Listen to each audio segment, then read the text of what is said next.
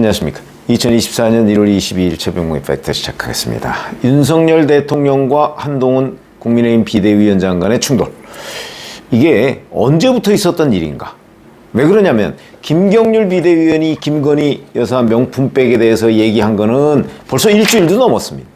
근데 왜 갑자기 어제 이관섭 대통령 비서실장의 한동훈 비대위원장 사퇴 요구로 불거졌을까? 벌써 발언이 일주일도 넘었는데. 그런 걸 보면 끊임없이 일주일 동안 예열이 되어 왔고 그 중간에 기폭제가 한 번 있어서 사퇴 요구까지 온 것 아니냐. 간단하게 점검을 해보고, 자, 그러면 이 사태의 원인, 그 다음에 해법, 여기까지 말씀을 드리겠습니다. 자, 김경률 비대위원이 17일 JTBC 유튜브에 출연을 해서요, 김건희 특검법도 문제지만 김건희 여사의 명품백 수수 장면이 담긴 영상이 공개된 것은 국민들이 감성을 폭발시킬 것이니 국민들의 납작 엎드려서 사죄해야 된다, 이렇게 얘기를 하면서 프랑스 루이 16세의 부인인 마리 앙뚜아네트까지 얘기를 했습니다. 잘 아시다시피 마리 앙뚜아네트는 단두대의 이슬로 사라진, 그야말로 어찌 보면 사치의 대명사, 이런 사람이죠. 이러다 보니까 물론 이게 김경률 비대위원 본인 얘기는 아니지만 박근혜 대통령 국정농단 사건 그 촛불 시위 때 어느 교수가 그러더라, 이런 식의 얘기를 전하니까 아마 이 부분에서 폭발하지 않았을까. 근데 이게 부글부글 끓고 있던 중에 어떻게 조치를 할까? 그런데 바로 그날 서울시 신년인사회에서 한동훈 비대위원장이 정청래 민주당 최고위원의 대항마로 김경률 비대위원을 투입하겠다, 이렇게 공표를 해버립니다. 이러니까 이제 이거는 결국 한동훈 비대위원장 줄 세우기 아니냐. 거기에 엄연히 현직 당협위원장이 있는데 이렇게 얘기해서 이걸 고리로 아마 압박을 하기로 결정을 했던 것으로 보입니다. 자, 그런데 이 발언이 있고 나서 윤재옥 원내대표가 18일 의원총회에서 명품백의 본질은 정치 공작이다, 인터뷰 때 이 점을 분명히 해달라, 이렇게 의원들한테 부탁을 합니다. 이거는 저는 용산 대통령실의 주문이 있었다고 봅니다. 윤재옥 원내대표는 대통령실의 주문을 그대로 의원들한테 전달한 거죠. 자기가 필터링을 해서 이만저만한 어쩌고 이런 식의 얘기를 하지 않고 그대로 전달한 겁니다. 어찌 보면 원내 당 지도부로서 말이 안 되는 얘기죠. 본인이 중간에 좀 걸러서 얘기를 했어야 되는 거죠. 아니, 이 명품백의 본질이 정치 공작이라는 건 모르는 사람이 어디 있습니까? 다 아는데 정치 공작이기 때문에 아무런 대책도 안 세워도 된다? 그건 얘기 안 되는 거잖아요. 대책을 세워야 된다는 것도 다 압니다. 그런데 윤재옥이라는 사람은 이걸 그대로 의원들한테 주입식으로 앞으로 이거에 대해서 입도 뻥긋하지 마, 이런 식의 주문을 한 것, 이것도 어찌 보면 사태를 악화시킨 원인이 됐다. 왜냐하면 기본적으로 김경률 비대위원이나 이런 사람들은 일종의 야생마입니다. 길들여지지 않은 사람들이죠. 참여연대 공동집행위원장 이런 걸 했었고, 조국 사태 때 본인이 몸담았던 진영을 역으로 공격하고, 정말 어찌 보면 할 말은 한다, 이런 사람들 아닙니까? 이런 사람들은 그냥 여권 내의 어떤 조직과 질서 내에서 그 가이드라인이 있는 그 한도 내에서 얘기했던 사람들하고는 차원이 다릅니다.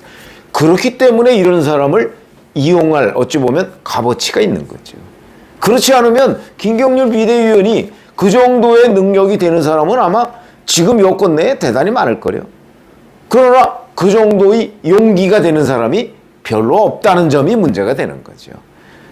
이래서 사실은 영입 이런 것들이 필요한 부분이다. 자, 근데 윤재옥 원내대표가 이렇게 얘기하니까 김경률 비대위원이 곧바로, 이게 이제 이런 사람들의 특징인데, TK와 수도권의 인식 차이다, 이렇게 얘기합니다. 윤재옥 원내대표가 TK 아닙니까? 그러니까 당신들이야 어떤 일이 있어도 거기서 당선되는데 수도권은 아니야. 곧바로 들이받은 거죠. 자, 이러고 나니까 용산 대통령실에서 또 화가 났을 것으로 보입니다. 바로 다음 날이죠. 19일. 윤재옥 원내대표가 한동훈 비대위원장을 찾아가서 20분 정도 차를 마십니다.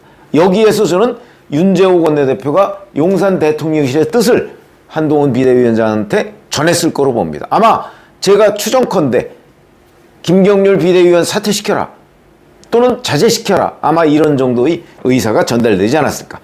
여기에서 한동훈 비대위원장이 그건 곤란하다, 자제시키는 것까지는 하겠는데 사퇴시키는 것까지는 곤란하다는 답변을 하지 않았을까, 저는 그렇게 보고요. 공식적으로는 이 두 사람이 차 한잔을 나누며 언론에 나온 여러 현안에 대해 이야기했다, 이렇게 발표가 되어 있습니다.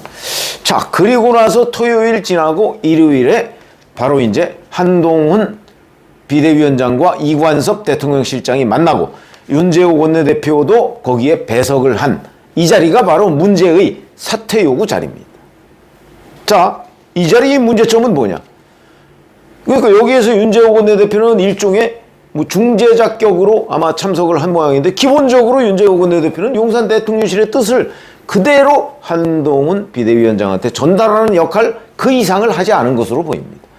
왜냐하면 대통령실과 한동훈 비대위원장이 바로 충돌을 해버리면 거기에 중재자가 있어야 되거든요. 그 충돌을 완충시킬 수 있는 중재자가 있어야 되는데 윤재욱 원내대표도 그 중재 역할을 못했다, 또는 뭐 할 능력이 안 됐든가, 뭐 본인이 대구 경북 출신이다 보니까 이런 거 뭐 그냥 무시해도 대구 경북에서 다시 당선되는데 아무 지장이 없습니다. 그래서 수도권의 시각이라는 게 중요하다.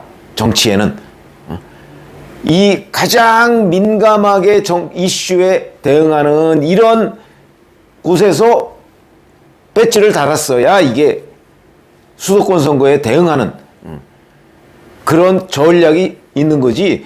저 영남권이나 또는 호남권이나 이런 데 그냥 뭐 공천 받으면 당선되는 이런 곳에서는 아무래도 둔감하게 돼 있다.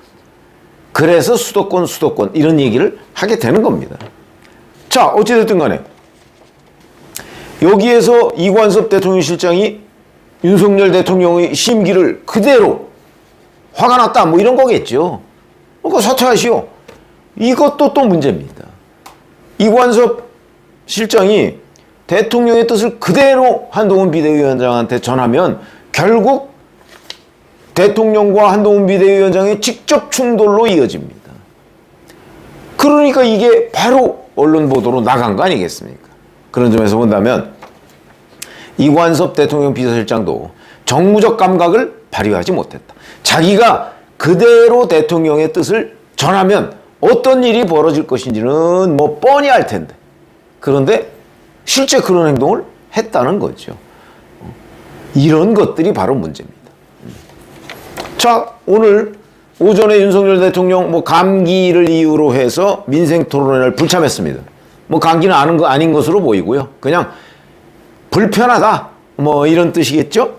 그리고 한동훈 비대위원장은 뭐 비대위 회의나 그다음에 기자들한테 만나서 뭐 물러설 뜻이 없다, 뭐 예를 들어서 국민들이 걱정하는 건 사실이다, 뭐 이런 식으로 재확인을 했습니다. 다만 오늘 비대위 회의에서 김경률 비대위원이 이렇게 얘기했습니다. 얼마 전 제가 우리 당 대구 경북 의원님들께 분별 없는 발언을 했다. 이 자리에 계신 윤재욱 원내대표에게 다시 한번 죄송하다는 말씀을 올린다. 이렇게 일종의 사과를 했는데 그 사과가 마리 앙뚜아네트나 뭐 이런 거에 대한 사과가 아니고 수도권과 TK 의원들 간의 인식차 부분에 관한 사과입니다.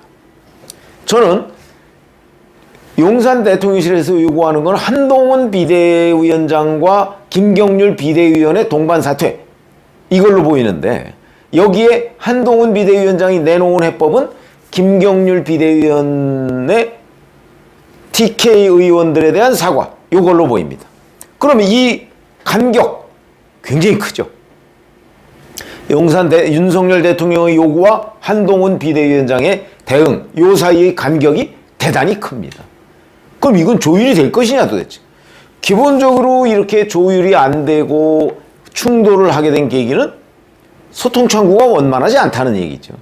뭐 예를 들어서 그 전에 그 역할을 했는지는 모르겠습니다만은 뭐 장재원 의원 같은 사람이 중간에서 뭐 대통령의 뜻은 이런 거고, 근데 객관적으로 보면 지금 김건희 여사의 명품백 문제를 이대로 놔두고 총선을 치를 수는 없을 거 아니냐. 김건희 특검법도 재표결을 지금 민주당이 노리고 있는데 언제까지 이거 미룰 것이냐.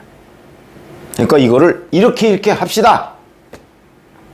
총선 후 특검 이걸 가지고 민주당한테 한번 해보고 민주당이 정 반대한다 그러면 국민 앞에 공표하고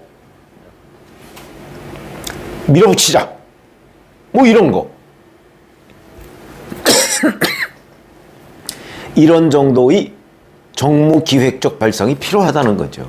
근데 그걸 해줄 사람이 지금 없는 것 아닌가. 저는 그렇게 판단이 되고요. 그러니까 소통 창구가 없는 거죠. 그렇다고 이런 일 가지고 직접적으로 소통하기는 좀 그렇고 아마 이런 게 원인이 되지 않았을까. 이 소통 창구를 사실은 대통령 비서실장이나 정무수석이나 이런 사람들이 대통령의 편이 아닌 중간자적인 입장에서 그리고 총선을 국민의힘이 승리할 수 있도록 한다는 그 대원칙 하에 뭔가 만들어야 되는데 이걸 지금 못 만들고 있는 것이 근본 원인이라고 저는 봅니다. 그럼 해법은 뭐가 있느냐.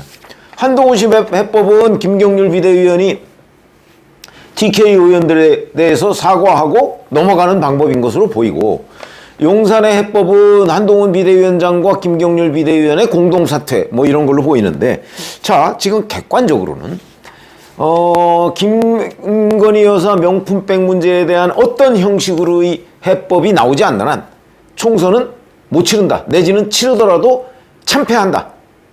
뭐 저는 이거는 명확하다고 봅니다. 그러면 용산 대통령실은 총선에서 참패하더라도 김건희 여사 명품백만 뭉개면 되느냐? 그렇게 될까요? 뭐 그렇게 자신 있으면 하는 거죠. 뭐 그 모든 책임은 본인이 져야 되니까 그런 거고 용산 윤석열 대통령도 그런 걸 원하진 않을 거 아니겠습니까? 그러면 어떤 식으로든 해법을 찾아야 되는 거죠. 그러면 해법은 이제 중립자적인 사람들이 결국 찾아야 되는 건데 글쎄 뭐 제가 보건대는 중간 어디 예를 들어서 윤 대통령과 한동훈 비대위원장이 어느 한쪽이 완승하고 한쪽이 완패하는 모양새는 한쪽에 치명상을 주고 79일 남은 선거에도 별 좋은 영향을 주지 않겠죠. 그러면 당연히 그 중간 언저리에서 해법을 모색하는 것이 맞는 거죠. 그거는 한동훈 비대위원장이 모처럼 이런 식으로 용산과 차별화를 지금 시도하고 있는데 그거를 멈춰라 그러면 한동훈 비대위원장이 완패하는 모양새가 되죠. 이거는 총선에도 좋지 않은 영향을 미칩니다. 그런 점에서 본다면 제가 보건대는 아마 김경률 비대위원이 비대위원을 오늘 이제 그 사과를 했는데 사과하면서 비대위원을 사퇴하고요. 사퇴하고 그리고 한동훈 비대위원장이 이 명품백 문제에 대한 국민들의 걱정 이게 어느 정도다. 물론 본질은 몰카 공작이다. 그러나 우리가 정무적으로 이걸 대응하는 방안을 연구해 보겠다. 이렇게 얘기해서 용산과 이 문제를 협의를 하고 용산은 뭐 좀 이관섭 대통령 비서실장의 뜻이 와전이 된 것 같다. 뭐 이런 식으로 해서 수습하는 방향으로 가야 되는 거고 김경률 비대위원은 뭐 비대위원 사퇴하고 나서 그러면 이 당 나가라. 뭐 그건 아니고 사퇴하고 나서도 정청래 최고위원회 그 지역에 출마를 할 수 있는 거 아닌가요? 뭐 경선을 붙이든 뭘 하든 뭐 이런 식으로 결국 해법 그러니까 양쪽의 중간선 언저리에서 해법을 모색해야 되는데 문제는 이 해법도 누군가가 그림을 그려서 양쪽을 설득해야 되는데 그런 사람이 지금 있을지는 잘 모르겠습니다만은 여하튼 어느 한쪽을 완전하게 제압한 상태의 해법이란 있을 수 없다. 이렇게 봅니다. 고맙습니다.